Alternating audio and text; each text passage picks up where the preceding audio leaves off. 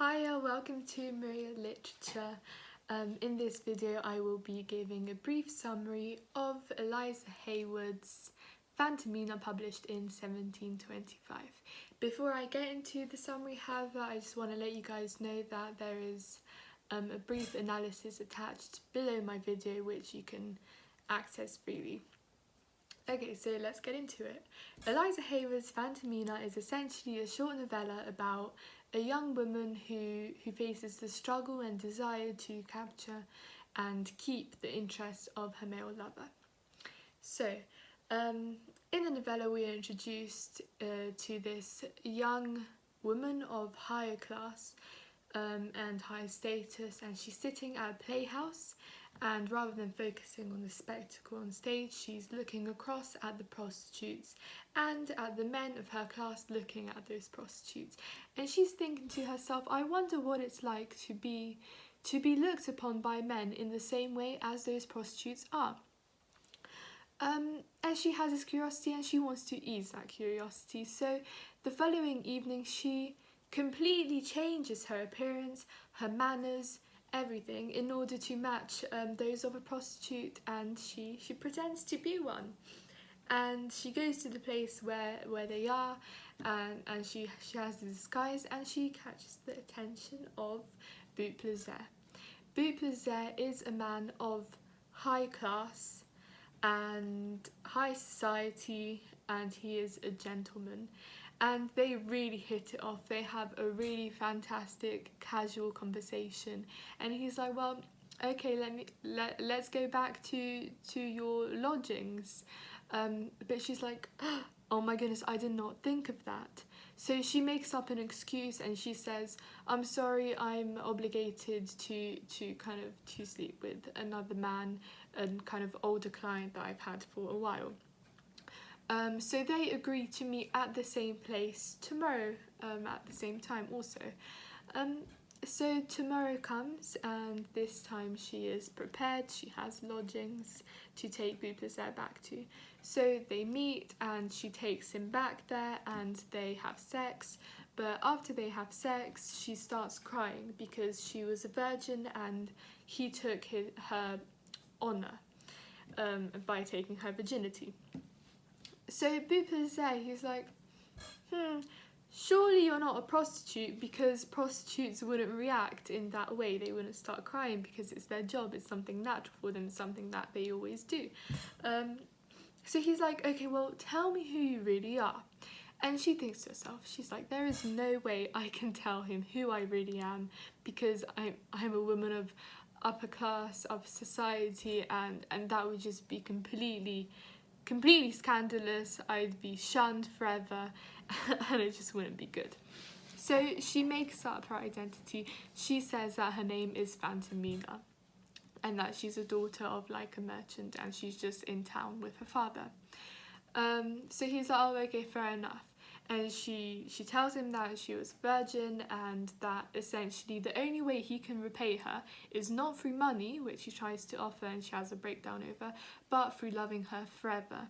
So consequently he makes shallow vows of affection. He's like, I will love you forever, blah blah blah blah blah. However, they keep meeting, and essentially he gets bored of Fantomina, and sooner or later he needs to go to a business trip to Bath, and she doesn't want to lose his interest. She wants to keep pursuing him, so she puts on another identity and follows him to Bath.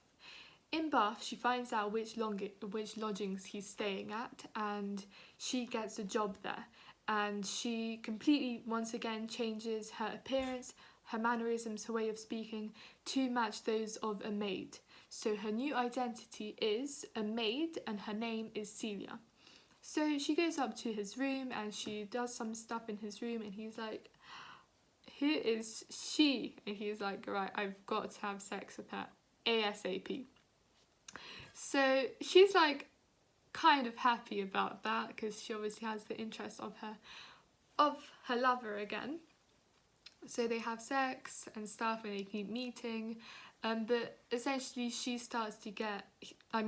gets a bit bored. He starts to kind of you know, feel a bit reluctant towards her, a bit hostile in the same way that he did towards Fantomina. So at this point, she's like, I need to think of another identity to keep him encapsulated, to keep him interested in me. So he is going back to London, and she thinks of another identity, and she names her the Widow Bloomer. And she once again changes her appearance and her manners to match that of a widow. So he's taking a chariot back to London, and she finds out which chariot, and she kind of stops the chariot, and she's like, excuse me, I'm sorry, I just lost my husband, I am grieving, I'm so sad, and I really need a lift back to London because I need to get to London ASAP. Could you please, kind sir, who I've never met before, give me a lift? And Peter says like, okay, I'll give you a lift.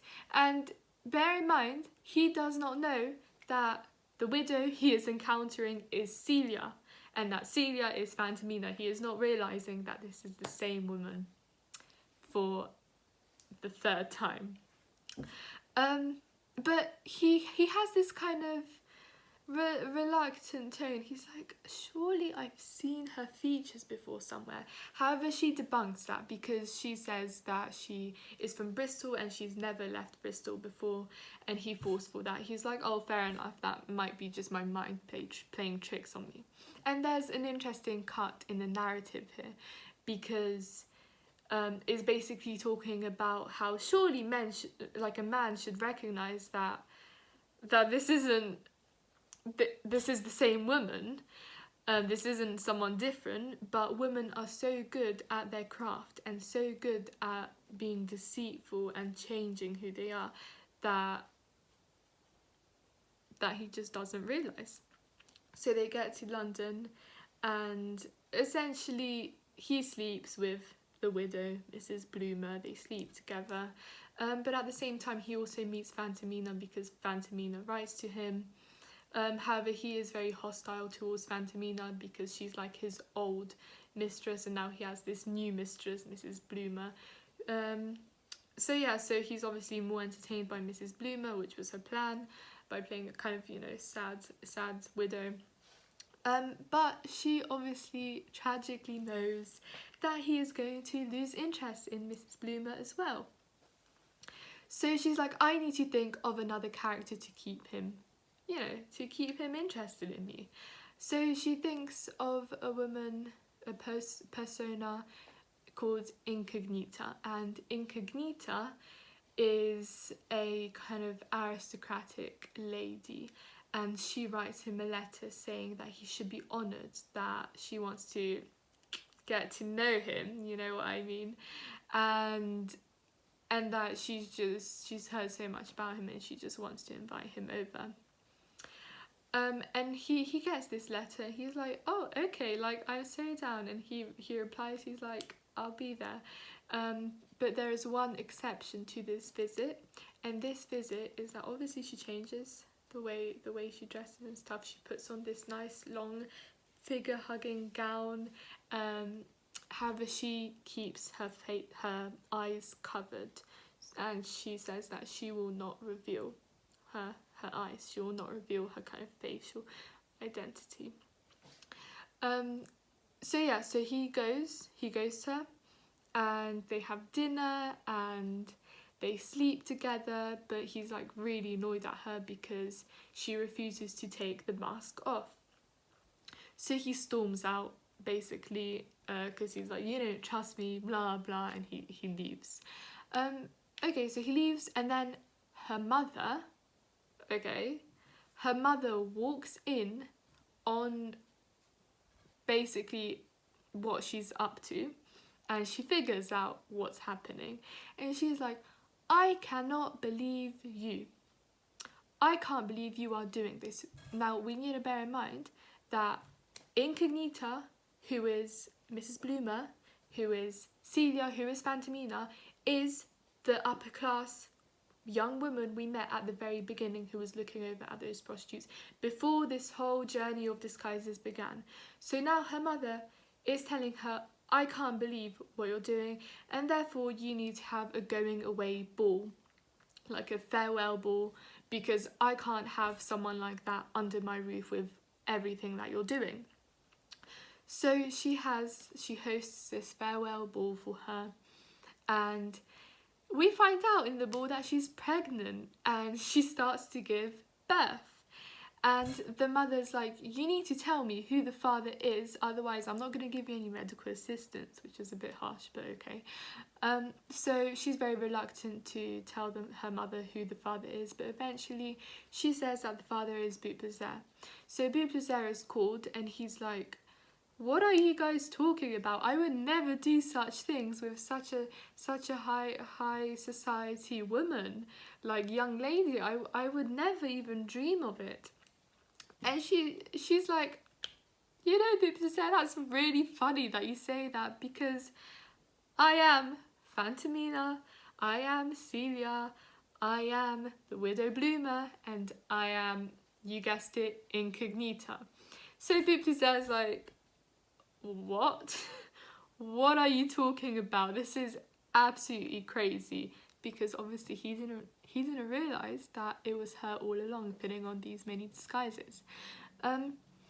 So yeah, so he kind of just walks away, and the mother's like, this is completely wrong, I can't believe that you're doing this. And she gives birth, and she is sent away to a monastery in France, and that is how the novella ends. It is very interesting, and there is a lot to say about it, and I hope you enjoyed my little summary. Once again, there is an analysis attached below if you're interested. Thank you for listening.